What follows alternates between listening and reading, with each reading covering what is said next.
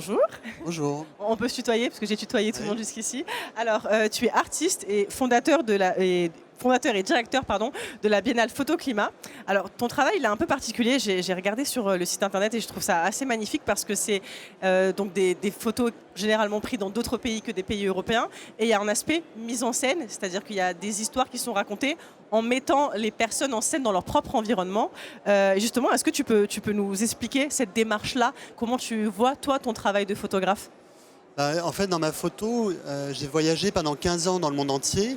Et à chaque fois que je visite des communautés, je vais écrire leur histoire et avec eux, on va fabriquer un théâtre, en fait, des décors et mettre en scène en fait l'histoire de leur communauté. Et du coup, c'était un travail qui est assez engagé, donc qui a tourné dans pas mal de musées, un petit peu dans le monde entier. Et à partir de là, en fait, il y a eu un événement un peu plus fondateur, c'est que j'ai été contacté par Emmaüs pour réaliser une expo pour leurs 70 ans. Et du coup, j'ai travaillé sur la grande pauvreté à ce moment-là en France, toujours avec des systèmes de mise en scène, pour raconter en fait comment en fait un destin peut se transformer et des gens qui sont passés par la grande pauvreté vont être dans un courage, une idée un peu voilà, ils se révolutionnent.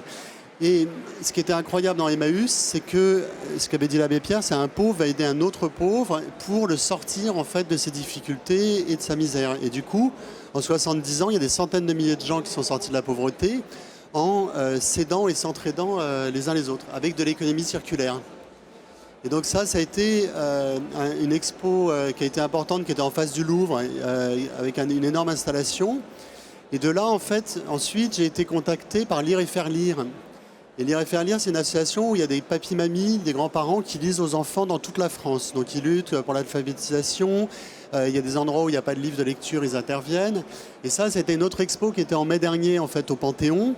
Et là, on l'a fait avec Leila Slimani, Daniel Pénac, Orsena, tout un tas de grands écrivains. Et on a mis en scène voilà, une idée autour de la lecture. Et du coup, d'un portrait en fait, avec l'autre sur un engagement et mettre en scène la vie des gens, en fait, je suis allé vers une idée en fait, de faire des expos pour les grandes ONG. Et ce qui a été le départ en fait, de Photoclimat, en fait, qui est la biennale sociale et environnementale de la ville de Paris, en fait, qui a lieu en ce moment jusqu'au 17 octobre avec un grand parcours d'installation sur toutes les grandes places, la Bastille, la place des Vosges, les quais, la place de l'Hôtel de Ville, la place du Palais Royal, et où on présente en fait 30 artistes et 30 ONG, et du coup c'est l'engagement qui est au centre en fait de notre festival, où on va raconter beaucoup d'histoires différentes, d'innovations, et comment en fait aujourd'hui dans notre société en fait les associations transforment et font vivre notre territoire. En fait, en France, on a 12 millions de bénévoles dans les associations. C'est-à-dire que dans les personnes actives, tu as une personne sur 4 en fait, qui travaille dans une asso ou prend du temps avec une association. Et en fait, à l'intérieur de cette culture, ce qui est incroyable, c'est qu'il y a des idées absolument magnifiques qui se mettent en route et qui sont des transformateurs de notre société pour des questions d'écologie ou de société. Et c'est ça voilà, qu'on met en avant avec Photoclimat.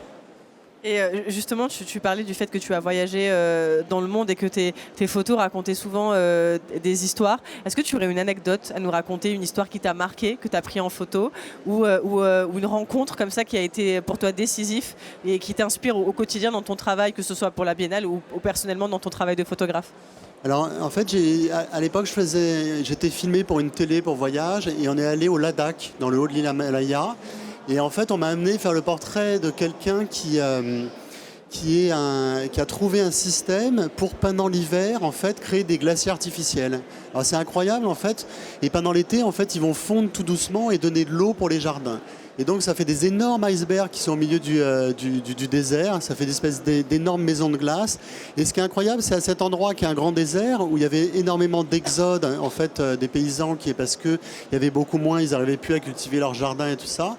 En fait, cette idée extrêmement simple de créer ces glaciers artificiels a permis en fait à des régions entières, tout le haut de l'Himalaya, en fait, de garder en fait les populations et de faire pousser les jardins. Et donc c'était une idée extrêmement simple, mais qui a une efficience extraordinaire. Donc ça, c'était une rencontre un peu merveilleuse. C'était un peu comme l'homme qui plantait des arbres de Giono, quoi. Et en plus, ça participe totalement avec ton idée, toi, d'engagement climatique aussi. C'est quelque chose qui est au cœur du projet même de la Biennale, si je me trompe pas. En fait, on essaie de donner un maximum d'idées innovantes qui peuvent faire une réponse en fait au changement climatique et aux difficultés qu'on a. Par exemple, en France, il y a aussi le fait que dans nos campagnes, il y a souvent les vitrines qui sont peintes en blanc, il y a plus de lien social parce qu'il n'y a plus d'endroits où se retrouver, il n'y a plus de café.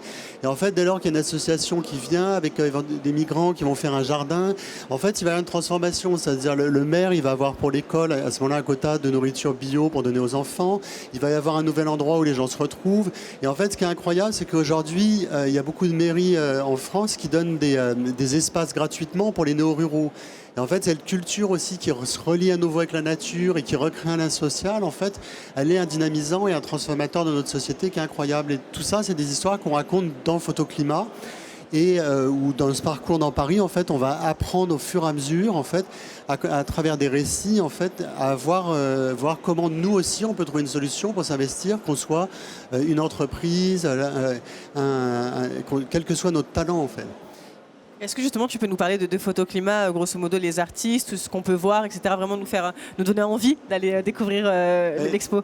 Par rapport au contexte, ce qui est assez, je pense, intéressant dans Photoclimat, on a des artistes du monde entier qui sont merveilleux, qui viennent d'un peu partout. Ça, je vous laisserai les découvrir, même sur le site internet, vous les avez tout de suite.